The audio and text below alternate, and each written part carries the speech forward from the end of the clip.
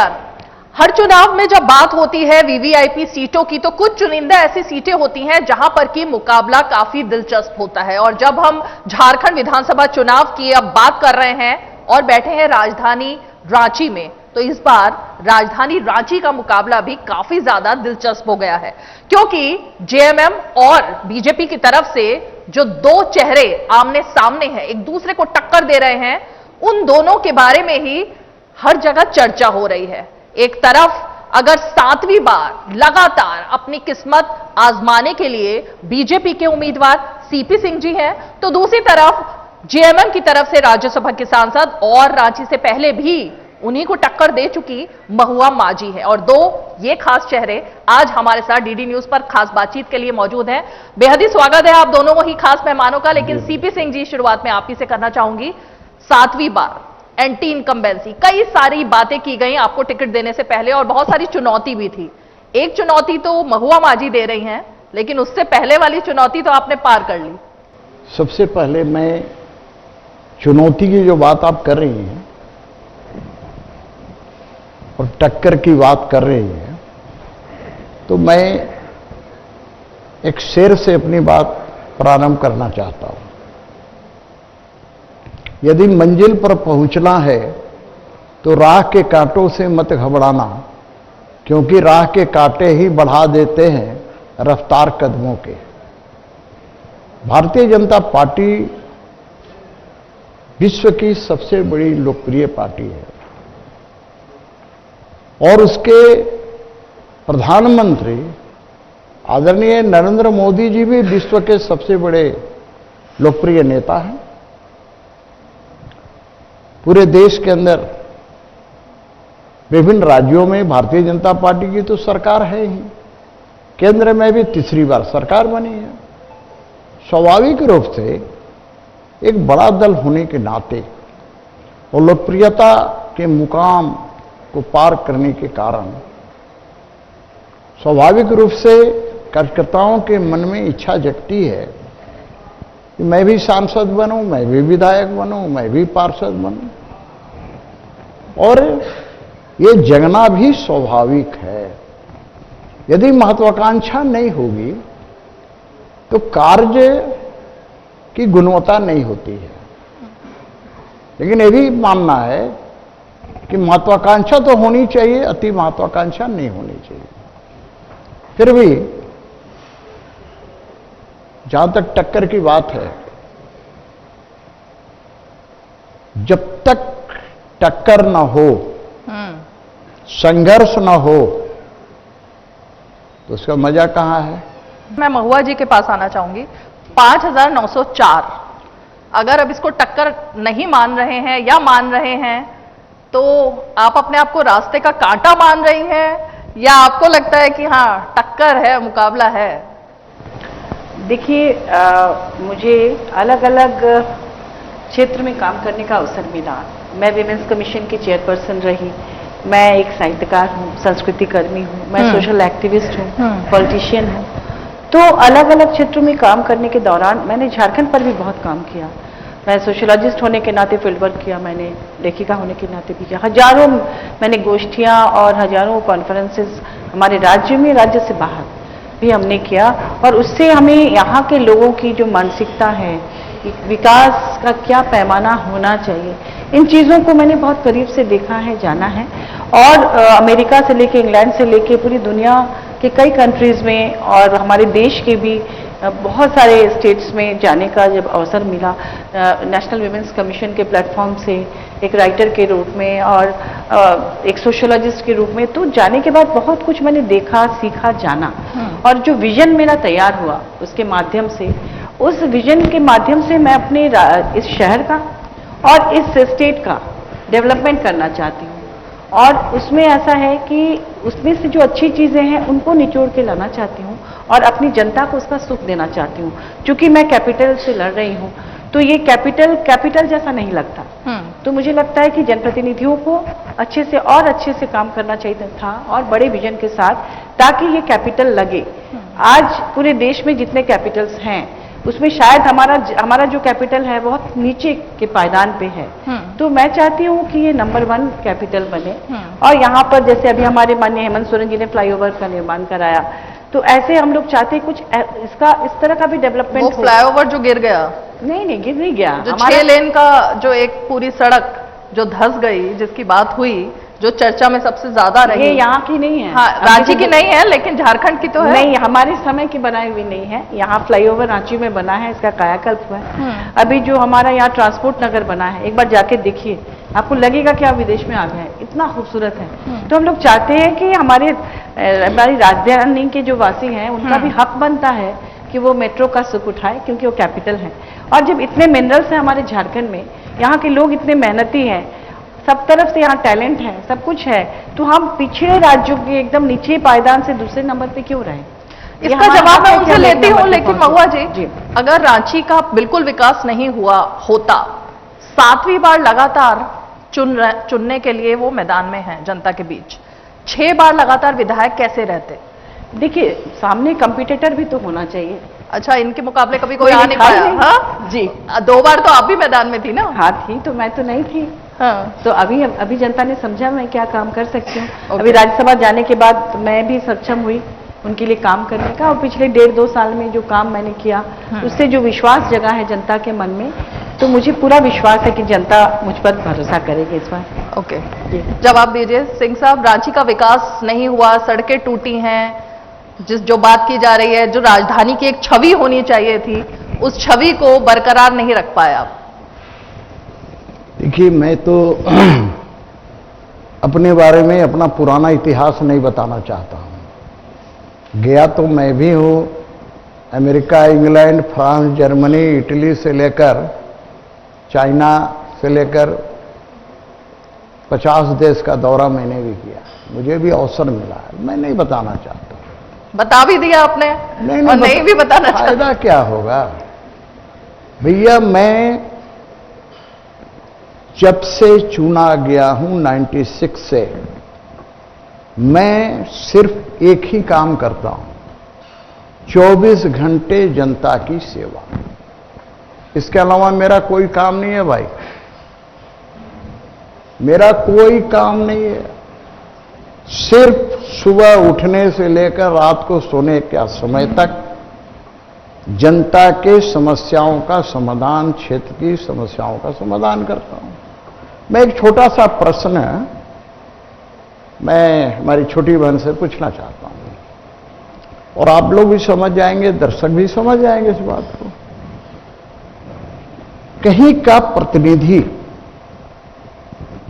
किसी भी चीज के लिए, विकास के लिए प्रयास करता है, काम कौन करती है? सरकार करती है। मान लिया कि हमने कुछ नहीं किया, तो 5 साल से तो इनकी पार्टी की सरकार है, आपने क्यों नहीं सुधार दिया 5 साल में? आपने तो नहीं सुधारा 5 साल में। मैं गर्व से कह सकता हूं कि नगर विकास मंत्री होने के नाते रांची की एक एक सड़कों को मैंने सजाने का काम किया, कालीकरण करवाने का काम किया। आज दुर्भाग्यवश सारी सड़कों को पाइपलाइन के नाम पर, सीवरेज ड्रेनेज के नाम पर काट दिया गया, कोड़ दिया गया। मैं रोज जूझता हूं, मैं दर्जनों आपको बता सकता हूं कि मैंने उसके लिए क्या प्रयास किया। मैंने विधानसभा के अंदर क्वेश्चन किया, और मैं स्पीकर महोदय को धन्यवाद देना चाहूंगा। उन्होंने इसके लिए कमेटी बनाई, कमेटी के चेयरमैन इन्हीं की पार्टी के मथुरा महतो जी एमएलए हैं, वो रहे, एक कांग्रेस के एमएलए रहे, एक मैं रहा। रांची का उनके साथ दौरा किया, मीटिंग किया, हमने लोगों ने अपना अनुशंसा दिया, लेकिन नहीं सुधरा। मेरा ये कहना है कि जब जिस फ्लाईओवर की ये चर्चा करती हैं, ये भूल जाती हैं यो फ्लाईओवर की शुरुआत जब मैं मंत्री था तो मैंने कराया था। कांटा टोली फ्लाईओवर की शुरुआत। और मैडम, अब डीडी न्यूज से जरा एक बार आप फ्लाईओवर पर चढ़े, एक तरफ से चढ़े एक तरफ से उतर जाए। फ्लाईओवर में जो सड़क बना है ना ऊपर में, जो ज्वाइंट है, लगेगा कि उछल जाएगा। और मैं तो आपके माध्यम से लड़कों से कहता हूं कि भैया स्पीड में मोटरसाइकिल मत चलाना, चलाओगे तो नीचे आ जाओगे। ये हड़बड़ में इन लोगों ने उसका उद्घाटन करवा दिया। नीचे अभी तक सड़कें बनी नहीं। मैंने इसके बारे में विधानसभा में उठाया था। मेरा स्पष्ट मानना है, इसके पहले भी 14 के पहले भी माननीय हेमंत सोरेन जी 16 महीना के लिए मुख्यमंत्री थे। आपने क्या किया भाई? 5 साल लगातार मुख्यमंत्री रहे, बीच के 5 महीने के कालखंड को छोड़ दिया जाए तो क्यों नहीं किया आपने? क्यों नहीं सड़कें सुधारी? प्रत्येक विधायक को 5 करोड़ रुपया साल में मिलता है विधायक कोष की, और मैं समझता हूं माननीय सांसद महोदया को भी उतना ही मिलता है। मेरे पास एक एक पैसे का हिसाब है। मैंने एक एक पैसे से काम कराया है, और मैं तो आपको निमंत्रण दूंगा कि रांची में चल के उनको देख लीजिए। नंबर 1। ठीक है। लेकिन 5 साल में 25 करोड़ से रांची इतना बड़ा शहर को आप संवार नहीं सकते। लेकिन जहां हमने काम कराया है वहां की महिलाओं से, पुरुष से, बच्चों से पूछिए कि पहले वो गली क्या थी। सड़कें पतली थी। मैंने ये स्कीम लाया, शुरुआत सीपी सिंह ने किया। ठीक है। कि उसको चौड़ा कैसे करना है, आरसीसी नाली बना करके पीसीसी कराएंगे तो चौड़ी हो जाएंगी। ठीक है। तो वही नहीं किया। हाँ। मैं मंत्री के रूप में आज रांची शहर के अंदर जो एलईडी लाइट देख रहे हैं ना, ये मेरे कार्यकाल का है। जब तक मैं मंत्री था मैंने 44,000 लाइट सिर्फ रांची के अंदर लगवाया।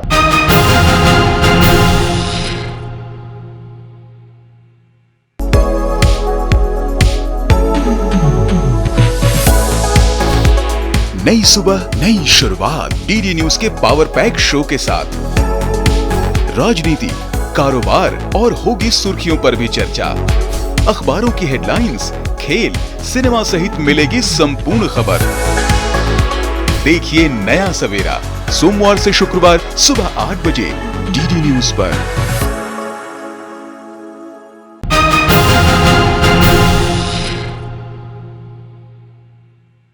महुआ जी, यही बात जब मैं यहाँ पहुंची तो मुझे लोगों ने भी यही बताया, जिनके बीच जा रही हूँ, वो ये कि आनन फानन में हेमंत सोरेन जी ने चुनाव से एन पहले बहुत सारी योजनाओं को फटाफट से ऑनलाइन तरीके से शुरू कर दिया।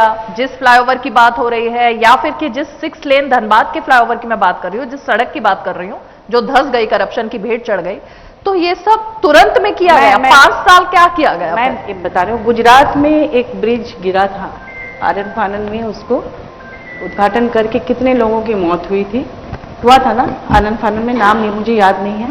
अभी पार्लियामेंट का नई बिल्डिंग में आनन फानन में सब कुछ शिफ्ट किया गया। इस बारिश में पूरे पार्लियामेंट, इतना नया पार्लियामेंट बना, छत से पूरा पानी टपक रहा था। टीवी में भी आया कि नहीं? अयोध्या राम मंदिर, उसे भी आनन फानन में बनाया गया, उसका भी छत टपक रहा था कि नहीं?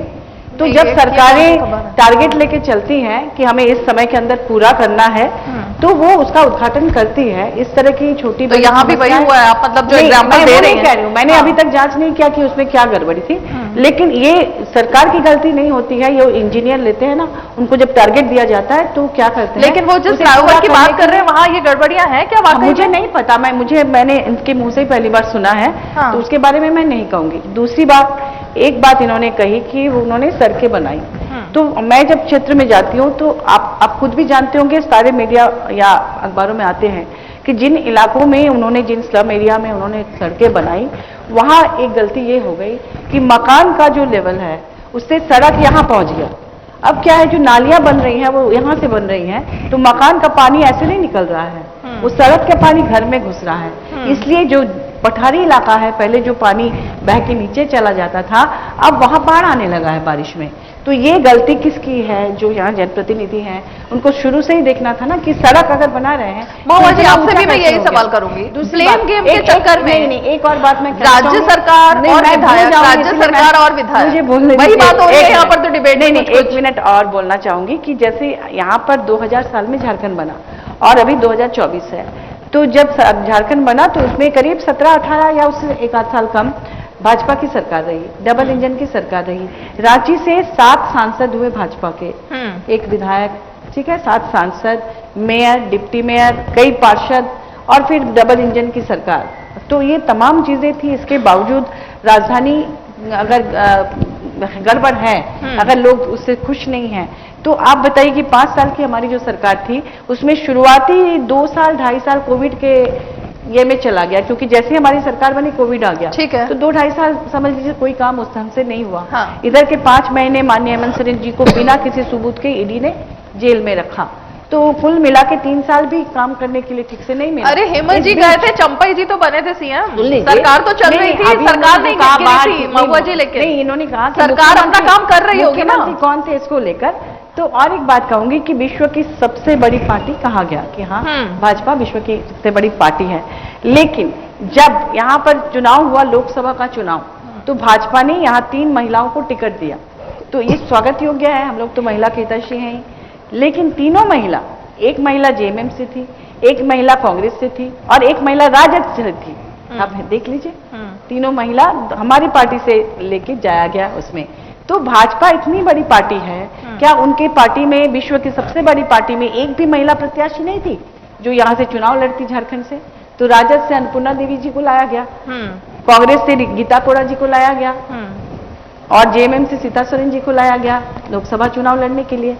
और जिस गीता कोड़ा जी को लिया गया और बाद में मधु कोड़ा जी भी हमारे बीजेपी में आ गए, उनके बारे में पार्लियामेंट में हम लोगों के सामने उसके कुछ ही दिन पहले, शायद 7 दिन 10 दिन पहले, माननीय अमित शाह जी ने कांग्रेस को भला बुरा कहा कि मधु कोड़ा जी जो इतने बड़े भ्रष्टाचारी हैं वो कैसे आपकी पार्टी में हैं। और उसके बाद 7 या 10 दिन या 15 दिन बाद मैं जब सुनी कि उन्हीं लोगों को बुला के पार्टी में टिकट दिया जा रहा है, तो मैं ये लेकिन अलग मुद्दा था, करप्शन अलग मुद्दा था महुआ जी। बिल्कुल, आपने अभी तक उस पर हमें भी तो कुछ मुद्दे जवाब ही नहीं, आप देंगी मुद्दे, बिल्कुल देंगी, लेकिन ये करप्शन की भेंट तो चढ़ा झारखंड, कहने का ऐसा लग रहा मतलब है कि अगर आप दूसरों को किसी चीज के लिए दोषारोप कर रहे हैं दूसरों को, तो फिर वो खुद नहीं करना। क्या करप्शन की भेंट चढ़ा है झारखंड? बिल्कुल यही मेरा सवाल है। मैं इससे नहीं मानती, क्योंकि जो ईडी ने पहला, मतलब ईडी की बात नहीं कर रही, जिन चीजों की बात हो रही है कि सड़क निर्माण हो, फ्लाईओवर निर्माण हो, तमाम चीजों में अगर भ्रष्टाचार के आरोप लगे, तो लोगों ने कहा कि स्टेट स्पॉन्सर्ड यहाँ पर भ्रष्टाचार चल रहा है, जिसमें राज्य सरकार काम कर रही है। भाजपा कहती है, बाकी कोई नहीं कहता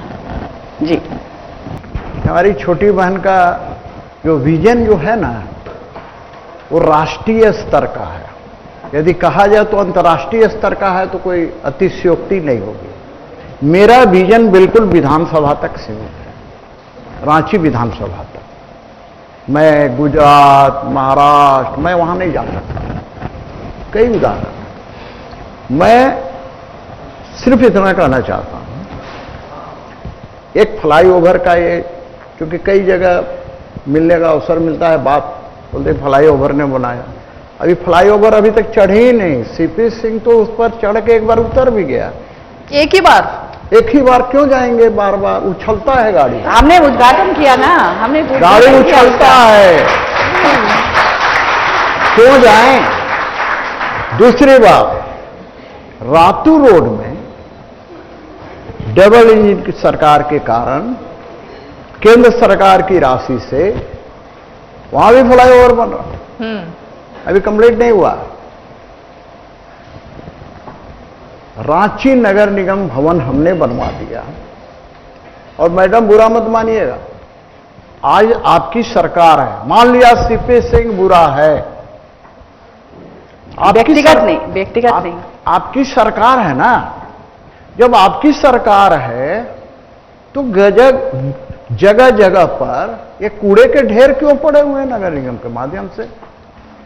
मेरा ये कहना है, आपको भी फंड मिला, मुझे भी मिला। मैं 5 साल का, मुझे कहां का कितना पैसा मिला और मैंने उसका कौन कौन सा योजना लागू किया, मैं प्रकाशित कराने के लिए तैयार। लोग भी तैयार हैं। आपको मिला, आप भी उसको प्रकाशित कराइए। बिल्कुल। मैंने जो सड़क बनाया, जिसकी सड़क का रेती लेवल ऊंचा, तो भैया मैं दिखाने के लिए तैयार हूं। उसमें माननीय छोटी बहन महुआ मांझी भी रहेंगी और देखेंगे कि नाली और सड़क जो हमने बनवाया है वो किस ढंग से बनाया, उस मोहल्ले के लोगों ने बनाया। मेरा सीधा सा प्रश्न है, इस करप्शन की बात कर रही थी, इतने दर्शकों के बीच इन्होंने स्पष्ट कर दिया कि नहीं, ये आलमगीर आलम साहब का पीए के घर से, पीएस के घर से 35 करोड़ रुपया मिला। वो कहां से आया?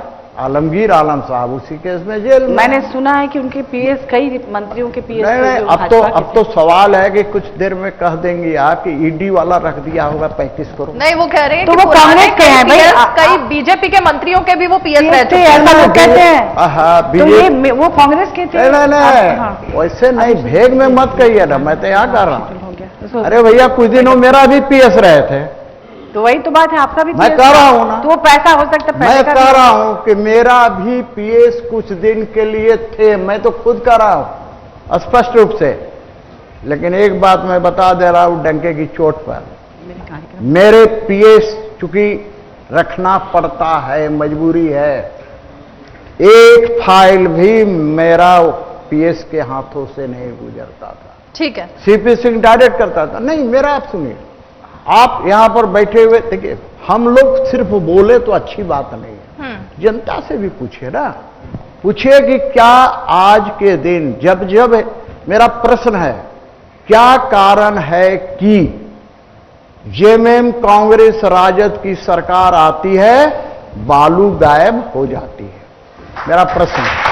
ठीक है, ठीक है, आप जनता से वक्त की पूछिए। बात है, जनता ने तो ताली बजा के बता दिया। मैं सिर्फ अब, क्योंकि जाते जाते हमारे पास वक्त बिल्कुल कम है, आपकी गारंटी क्या है? आपकी गारंटी, आपने कहा मोदी से बढ़कर, मोदी जैसी गारंटी मेरी भी गारंटी है। एक एक लाइन में आप दोनों जनता को क्या गारंटी दे रहे हैं चुनाव में, और उसके बाद खत्म करते हैं। मैं ओवरऑल डेवलपमेंट की बात करती हूँ, ऐसा नहीं कि किसी विशेष क्षेत्र में, बल्कि इस शहर को मेट्रो सिटी बनाने का मेरा इरादा है, और जो छोटी बड़ी समस्याएं हैं उनसे भी मैं निजात दिलाऊंगी, और साथ ही साथ जनता के साथ हर वक्त खड़ी रहूंगी, उनकी जो भी मांग होगी उसे पूरा करूंगी।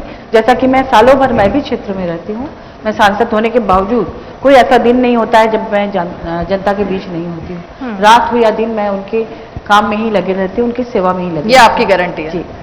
सिंह साहब, फाइनल कमेंट, आपकी गारंटी क्या है? मैं कोई नया गारंटी नहीं देने जा रहा हूं। जब 96 में चुनाव लड़ रहा था ना, मैंने एक ही गारंटी दिया था, हाँ। रांची की जनता के लिए 24 घंटे उपलब्ध रहूंगा, उपलब्ध हूं, आगे भी रहूंगा। विकास किया है, विकास करेंगे, मेहनत और प्रयास करेंगे। सीपी सिंह आपका अपना है, बाद बाकी सब सपना। चलिए ठीक है, अब जनता किसके सपने को पूरा करती है? हालांकि देखिए, साहित्य के क्षेत्र से महुआ जी आती है, लेकिन शेरो शायरी का तो आज जो समा बांधा वो सीपी सिंह जी ने बांधा। तो यही खूबी है लोकतंत्र की कि अपने अपने स्टाइल से सभी जनता के बीच जाते हैं, और सपनों की बात भी हो रही है और उन्हें पूरा करने की भी। जाहिर तौर पर देखते हैं अब कौन किसका सपना पूरा करते हैं, और जनता आखिर जीत का सपना किसका पूरा करते हैं। दोनों ही खास मेहमान आप हमारे साथ जुड़े, बहुत बहुत शुक्रिया।